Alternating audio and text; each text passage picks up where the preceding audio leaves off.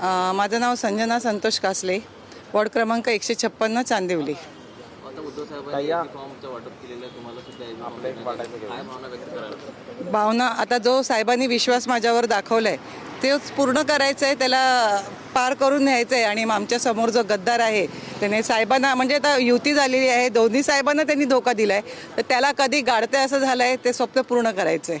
सध्या 15 तारखेला मतदान आहे, वेळ कमी आहे, कसं काय करणार सर्व प्रचार वगैरे?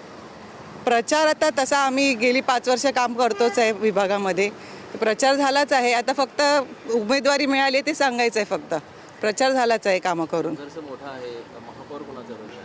महापौर ठाकरेंचंच होणार. हो.